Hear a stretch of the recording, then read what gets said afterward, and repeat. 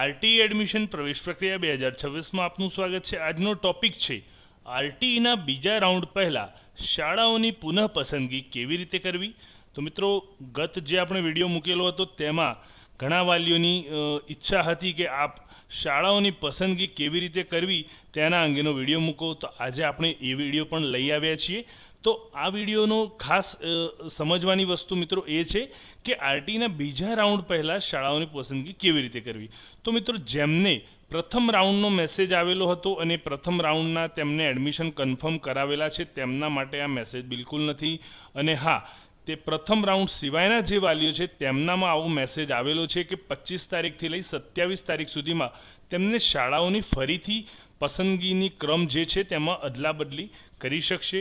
તો આપણે આજના વિડીયોમાં જોઈશું કે કેવી રીતે તેનો ક્રમ બદલવો, કઈ શાળા ઉમેરવી અને કઈ શાળા રદ કરવી। તો ચાલો આ વિડીયો જોઈએ।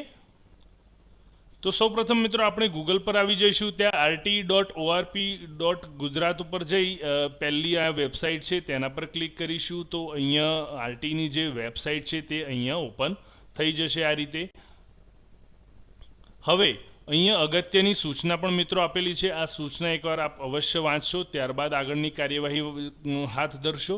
જો આમાં લખેલું છે RTE1, RTE2, RTE3, RTE4, તો આમાંથી કોઈ પણ એક ઉપર તમે ક્લિક કરી આગળની પ્રોસેસ જે તમે એડિટ કરવા માગો છો શાળાઓની પસંદગી અંગે, તો તેનું એડિટ અહીંયાથી થઈ છે। તમે RTE1 પર ક્લિક કરી શકો, RTE2 પર પણ ક્લિક કરી શકો છો। આપણે RTE2 પર ક્લિક કરીશું તો આ રીતે પ્રોસેસ થશે અને આ રીતનો એક ફેસ ખુલશે જેની અંદર અહીંયા સ્પષ્ટ છે એડિટ વ્યૂ એપ્લિકેશન। તો અહીં તમે તમારો એપ્લિકેશન નંબર એટલે કે તમે જે ફોર્મ ભર્યું છે તેનો એપ્લિકેશન નંબર આપને અહીંયા નાખવાનો છે। ત્યારબાદ અહીં જન્મ તારીખનું ઓપ્શન આપેલું છે, તો તમારે અહીંયા જન્મ તારીખ પણ નાખવાની છે।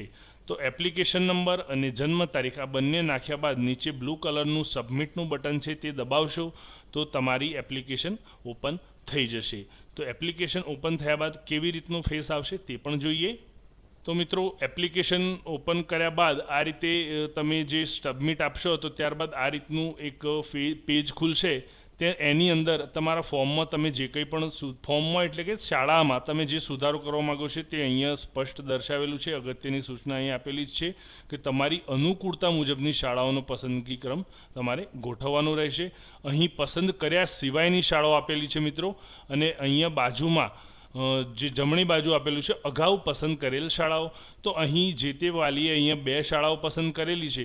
હવે અહીંયા લિસ્ટ ઓફ ઘણી બધી શાળાઓ છે। હવે આ 2 શાળાઓમાં જો તેમને એડમિશન મળ્યું નથી તો તેથી તે આ શાળામાંથી કોઈ પણ એક શાળા પસંદ કરી શકશે। જેમ કે અહીં આપેલી પ્રથમ છે નવજીવન વિદ્યાલય, તો એ શાળાને આ બાજુ જે અગાઉ પસંદ કરેલી શાળા છે તેમાં જો તેમને એડ કરવી હોય તો અહીંયા પ્લસ ગ્રીન કલરનું પ્લસનું નિશાન આપેલું છે, તો ત્યાં આપણે ક્લિક કરીશું। તો ત્યાં ક્લિક કરવાથી અહીં ત્રીજી શાળા ઓટોમેટિક એડ થઈ ગઈ। પરંતુ આમાંથી તમે કોઈ શાળા ડિલીટ કરવા માગો છો, જેમ કે એ જ શાળા આપણે ડિલીટ કરવી છે, તો એ શાળા ડિલીટ કરવા માટે અહીં ડિલીટનું પણ ઓપ્શન આપેલું છે। તો ડિલીટનું બટન દબાવીશું તો ઓટોમેટિક તે ડિલીટ પણ થઈ જશે। અને અહીં ક્રમમાં ફેરફાર તમારે ઉપર નીચે કરવો હોય તો અહીં એરો આપેલા છે, નીચેનો એરો એટલે એ શાળાને તમે નીચે લઈ જઈ શકો છો, ઉપરનો એરો એટલે એ શાળાને તમે ઉપર પણ પ્રથમ ક્રમાંક અથવા બીજો ક્રમાંક આપી શકશો। આમ 1, 2 તમારે જેટલી શાળાઓ આમાંથી પસંદ કરવી હોય તે શાળા તમે આમાંથી પસંદ કરી શકશો। 4, 5, 6 તમે જે શાળા પસંદ કરવી હોય તેટલી કરી શકશો।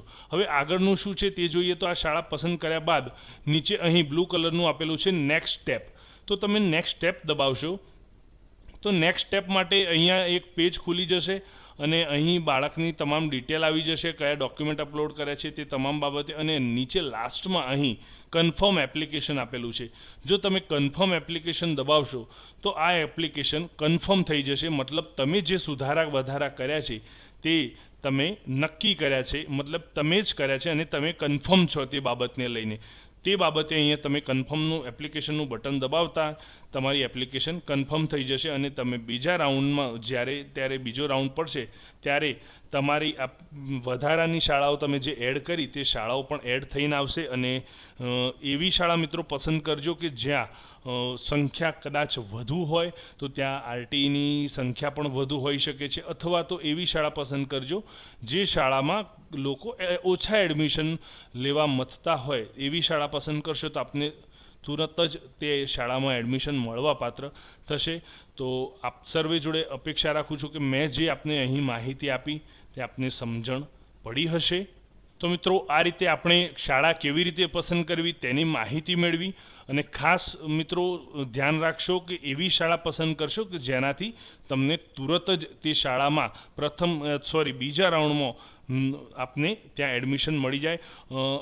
અપેક્ષા એવી છે કે ત્રીજો રાઉન્ડ નહીં પડે, પણ આશા એવી આપણે સર્વે રાખીએ કે દરેકનું જેને આરટીઈમાં ફોર્મ ભર્યું છે અને એક્સેપ્ટ થયેલા ફોર્મ છે તે દરેકને આ આરટીઈનું એડમિશન તેમને મળી જાય. તો મિત્રો આજનો વિડીયો આપને પસંદ પડ્યો હોય તો લાઈક કરશો અને ચેનલને સબસ્ક્રાઈબ કરવાનું ભૂલશો નહીં. અને આપના કોઈ પણ બાબતે આપને મૂંઝવણ હોય તો બેઝિઝક આપ કમેન્ટ કરી શકો છો. ધન્યવાદ.